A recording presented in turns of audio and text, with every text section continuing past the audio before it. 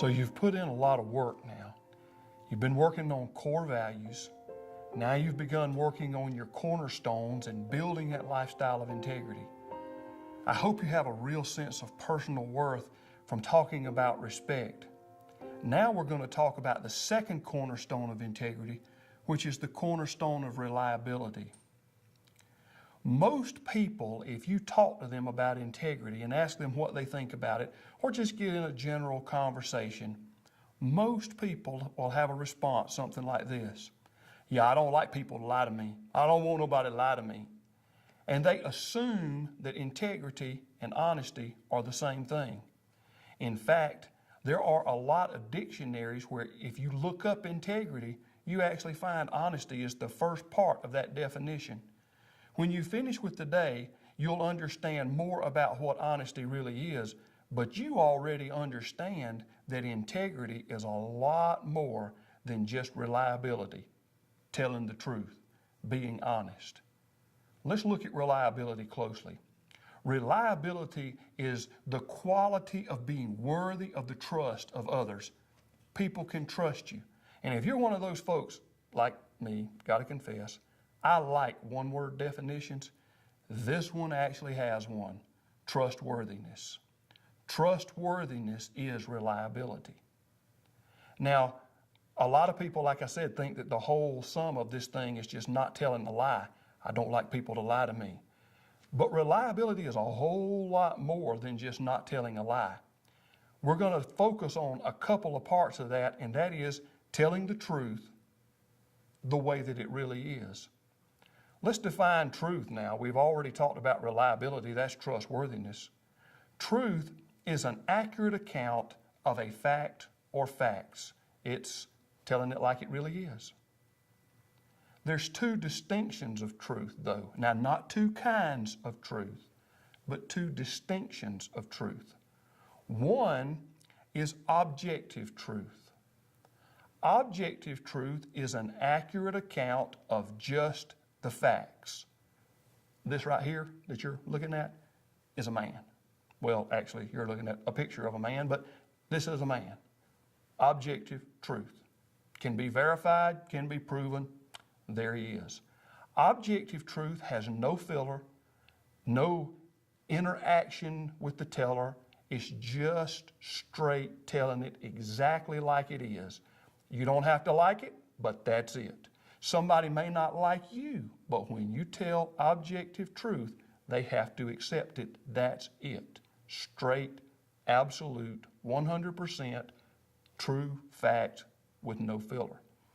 Now, subjective truth is a little bit different.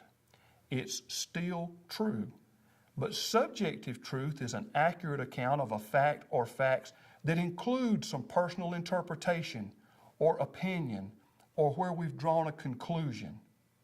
We see that, all of us do, on a pretty regular basis when we look at the weather. High yesterday, 80 degrees. Objective truth. We can prove it. They measured it, that's it. Done deal. High yesterday was 80 degrees. Now, whether that was hot or not may be a matter of some subjective interpretation. So, yesterday was a hot 80 degrees. That would be subjective truth. Yesterday was 80 degrees, objective truth, straightforward. Now, if you've ever noticed when the weatherman or the weatherwoman begins to give you that forecast for tomorrow, you almost never hear one say, tomorrow it will be 75 degrees and raining. They just don't do that. They'll say, our weather models show that it will be this, or the computer models are showing a front coming through, and we think it's going to be 75, and there's a chance of rain. That we think and a chance lets us know that they've drawn a conclusion about what's coming. That makes it subjective truth. Let's move it from weather and talk about sports a little bit. Let's say we have an account or a report that says Braves win. What do we know from that report? Well, we know the Braves, whoever they were, won. Okay, that's objective truth. Then when we look at the score and the score says 6-1, Now we know how much they won by, but that's the objective truth. Braves won. Now if we look at another headline in the sports section and it says, Braves crush Reds, now who won? What happened? Well, we know the Braves won, but what is a crush? How do you verify a crush? How many points is that? How many runs is that? You know, if it's baseball, crush may be smaller than it would if it was football. Or if we're playing soccer, or if we're playing hockey. You know, what is a crush? We look further down, we find out the score is 10-5. Okay, now we know Braves win over the Reds by a score of 10-5. Okay, now we know. That crush part of that statement, though, makes it subjective. It interjects some opinion or some emotional involvement to that statement that Braves win. That makes it a subjective statement. Is this making sense? Are you understanding? Because there's a difference between just saying the straight facts with nothing else, that's objective truth, and adding a little interpretation to it or drawing a conclusion from it. There's some emotional interaction in that subjective truth. Still true, but there's some interaction. And sometimes there may be elements of that subjective truth that we understand are in the eyes of the beholder. For instance, my wife tells me that I'm a good-looking man. Some of my fishing buddies tell me I'm kind of ugly. Either way, I'm still a man. Kind of depends on who's looking at me at the moment, what they're thinking about at the moment. That's the subjective element. Now, for some of you, you're looking for short definitions here. Okay, I got it. Objective truth is just the truth. Subjective truth is an opinion. Hold up, man. You can't do that. Subjective truth includes some interpretation or opinion, but it's got to be true. We've got to be able to know something from that other than just the opinion. If it's just plain opinion, it's not subjective truth. For instance, in the statement, he's so big he should play football. What do we know for sure from that statement? We know he's big. What is big? Well, we know he could play football. You sure? Where I actually heard that statement is when my son was a newborn baby in the nursery at the hospital. And he was tiny. He was a little early, so he was tiny. But the baby next to him, my son weighed 4 pounds, 15 ounces. The baby next to him weighed a little over 9 pounds. Now, to me, that was a big baby. Well, the man standing next to me in the little hallway there, looking through the glass at the nursery, looked at the other baby and said, he's so big he should play football. Well, of course, that's an opinion. This is a baby. He can't even get out of the crib yet. Definitely can't play football, but that was just straight opinion. So there's a difference between opinion and subjective truth. Subjective truth must include an element of truth. In fact, we should be able to take an objective truth statement, turn it into subjective so you can see what I'm talking about, and then we'll turn it back. How about this? Football player John Nicholas is 6'3" tall and weighs 325 pounds. Is that subjective truth or objective truth? If you said objective truth, you're correct. John Nicholas is 6'3" tall, weighs 325 pounds, is an objective truth statement. But what if we said the famous football player, John Nicholas, is an impressive 6'3" tall and 325 pounds? Now what do we have? Subjective truth. Because we've added the word famous and we've added the word impressive. We've interacted with the facts that are there.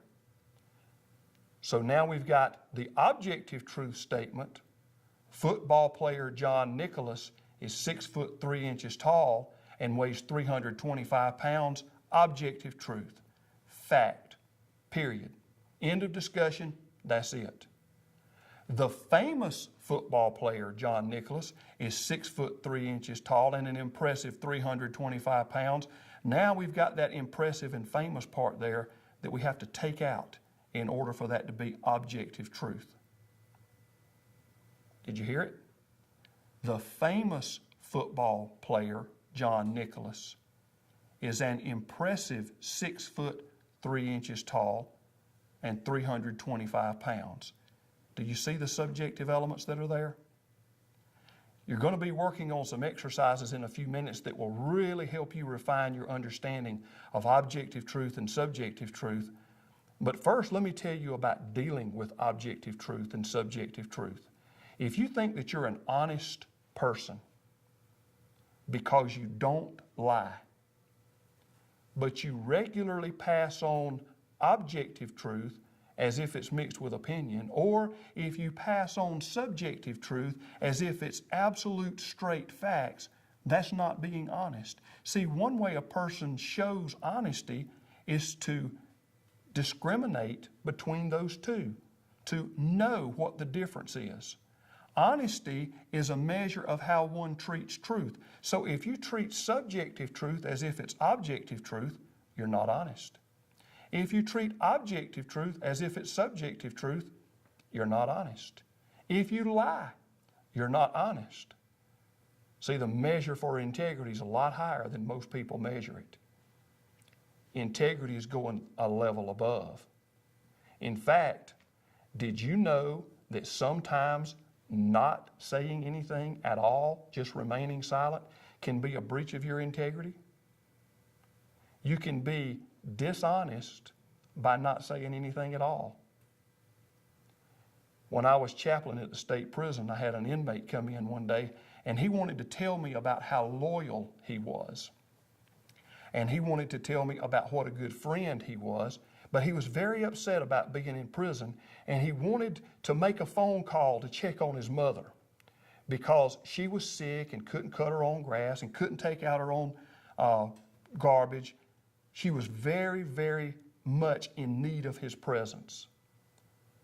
He was struggling with that, and he wanted to convince me that he was good and faithful so he could make a phone call.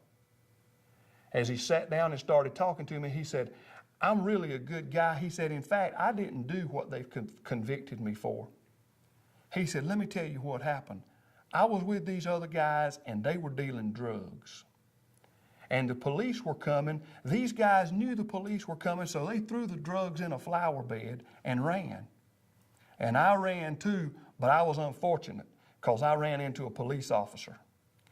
I'm thinking there may be more things than just unfortunate there if he's with some guys dealing drugs and police officers coming, but that was something we had a discussion about later on. And then he told me the police officer wanted me to tell him who threw those drugs in there, whose were they? And I wouldn't tell him. So he assumed they were mine. It went to trial, and they convicted me. Then he said, "So, chaplain, you know why I'm in prison?" And what he wanted me to tell him was, "Yeah, you're in prison because you were a good friend. Or you're in prison because you wouldn't snitch on your brothers." But you know what the fact is? And I told him. He was in prison for a breach of integrity in the cornerstone of reliability because he would not tell the truth. When you say something, you should tell the truth. You should not lie. We know that. But you should also speak up and tell the truth. There's a lot of times in our lives when if we would just tell somebody the truth, it would save them some embarrassment. Just before I came on here today for us to film this session, there was something wrong with the shirt that I was wearing, and somebody told me, and I had to get somebody else to help me fix it. Now, if they hadn't told me, all you guys would be sitting right there now laughing at me for what I was wearing. But we got it fixed because they had integrity, they were reliable, and they told the truth. They spoke up and let me know where the flaw was so I could get it fixed. Objective truth is just the straight facts. Subjective truth is facts plus some interpretation or opinion. And you will be judged honest by how you deal with those two things. Your exercise for today is going to be to work on your understanding of objective truth and subjective truth. There are going to be some different details in there, maybe from what you've done before, but if you'll take it seriously, it will help you to understand that difference and may forever change the way you look at news reports, because not all news reports are honest, although they may not lie. It's important to know the difference. It's important for you to be a reliable person. And when I first said reliable, if you thought that means doing something when you're supposed to do it or being on time, that all has to do with your commitments. And you'll be able to talk about those in your class assignments today. You know, when I'm late, I look at my watch and I think, well, yeah, I'm 5 minutes late. But then I count the people that I'm holding up. Maybe it's my wife and family. Or maybe it's somebody that's waiting on me at a lunch spot. And I'm realizing, you know what? I've got to multiply that 5 minutes or 10 minutes times the number of people that are waiting on me.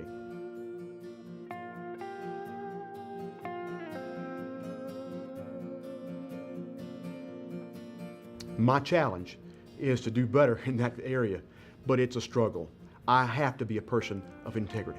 I'm looking forward to being able to talk to you next session about our third cornerstone of integrity, which is restraint. Work hard and have a good time.